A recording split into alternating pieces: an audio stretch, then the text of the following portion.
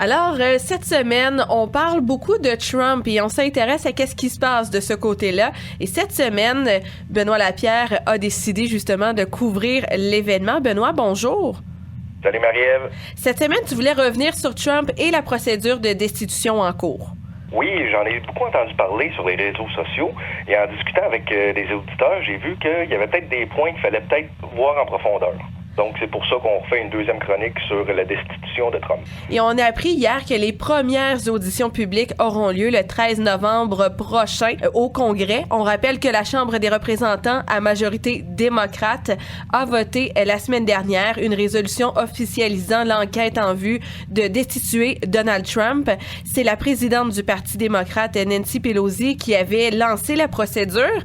Et maintenant que la procédure est officiellement lancée, comment ça va se dérouler? Les audiences, est-ce qu'elles vont être publiques? La première chose qu'il faut dire, c'est qu'il y avait déjà une procédure d'enquête qui avait lieu en ce moment, mais c'était des enquêtes préliminaires où les témoins étaient vus à huis clos. Et suite à ces premières enquêtes préliminaires-là, les démocrates ont jugé qu'il y avait assez d'éléments pour continuer l'enquête et aller vers une enquête officielle. Donc oui, les audiences vont être publiques, ça va être télévisé, les témoins vont défiler et ils seront contre-interrogés par le Parti républicain. Les avocats des deux côtés de la Chambre vont s'en mêler et en fin de compte, on va débattre sur la gravité des gestes reprochés à Donald Trump. Ensuite, si suite à cette enquête-là, les démocrates considèrent qu'il y a assez de chair autour de l'os, ils pourront faire une mise en accusation pour des motifs de corruption, de crime ou délits suffisamment graves pour justement justifier une destitution. On va vous donner un exemple avec Bill Clinton, avec l'affaire Lewinsky. La Chambre des représentants s'avait prononcé en faveur de deux motifs de destitution, soit le parjure et l'obstruction à la justice. Suite à ça, quand les choses ont été jusqu'au Sénat, le Sénat avait conclu que les accusations n'étaient pas assez graves pour justifier une destitution. Ça, cette étape-là au Sénat, c'est un genre de tribunal fait par les sénateurs. Donc, c'est 100 membres, 100 sénateurs, 2 sénateurs par État.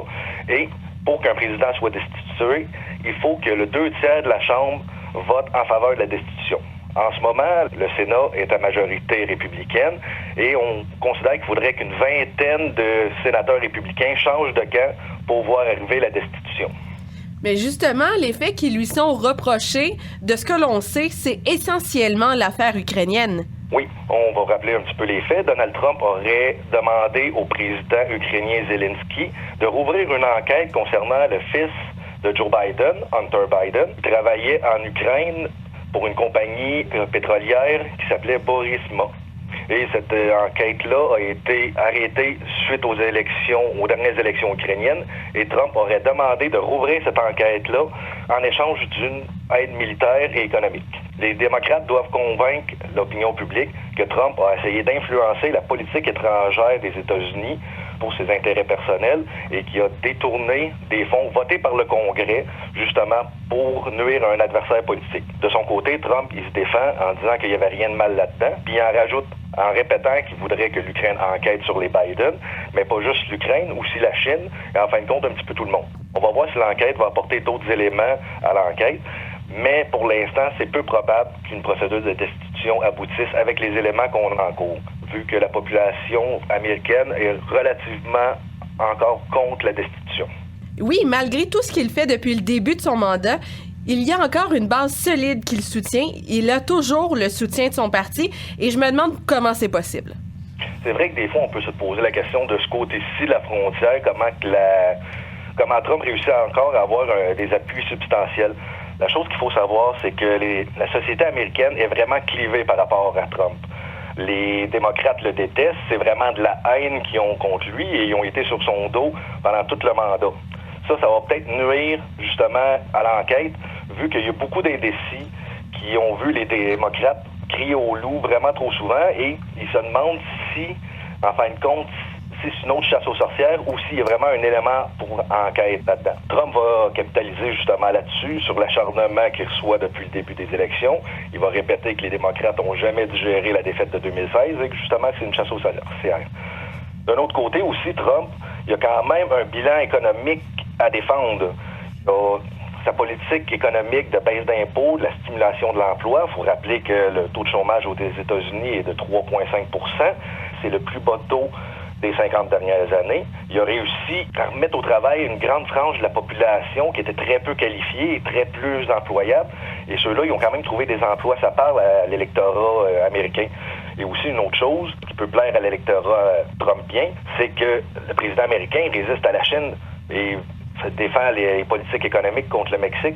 Tout ça, c'est des choses qui parlent aux électeurs américains et il y en a plusieurs qui sont prêts à aller au-delà du style de Trump qui est très clivant et il plaît vraiment pas à tout le monde, sauf qu'il y a quand même un bilan à défendre du côté économique. C'est pour ça qu'il y a environ 90% des électeurs de Trump qui ont voté pour Trump en 2016 qui seraient prêts à revoter pour lui aux prochaines élections. Et on parlait du Sénat qui est à la majorité républicaine. Et pour l'instant, le parti semble être derrière Donald Trump pour le moment. Oui, juste pour vous donner un exemple, lorsque Richard Nixon avait eu la même procédure de destitution contre lui, tous les représentants républicains avaient voté pour la mise en accusation du président Nixon, sauf 4 députés. Tandis que ce coup-là, c'est vraiment pas la même chose.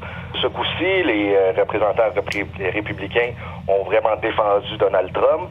Et justement, on voit quand même que Donald Trump a réussi au cours de son mandat à vraiment incarner le Parti républicain. Et il y a quand même un noyau dur d'électeurs, un 40% environ, qui est vraiment derrière lui. Et ces 40%-là, c'est la même base électorale pour les représentants, les sénateurs, les gouverneurs républicains qui vont avoir des élections l'année prochaine. Il n'y a personne qui veut passer pour le traite de service à 1 an des élections.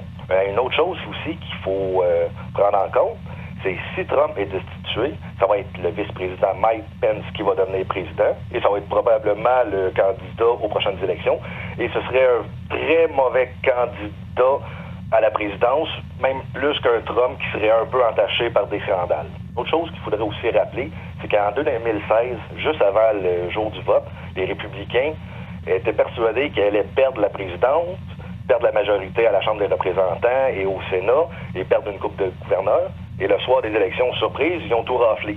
Donc, il y a beaucoup de candidats républicains qui seraient prêts à reprendre le pari en espérant que ce genre de surprise-là arrive une deuxième fois. Donc, pour les auditions de la semaine prochaine, on doit s'attendre à quoi? Pour les démocrates, même si la procédure a peu de chances d'aboutir, c'est important de taper sur le clou de la corruption de Trump. C'est important pour les élections. Le but, c'est de dépolitiser le débat le plus possible, montrer que la procédure n'a pas été lancée pour rien et que, justement, il y avait beaucoup d'éléments répréhensibles contre le président Trump et en espérant que les électeurs vont s'en rappeler l'année prochaine dans l'isoloir.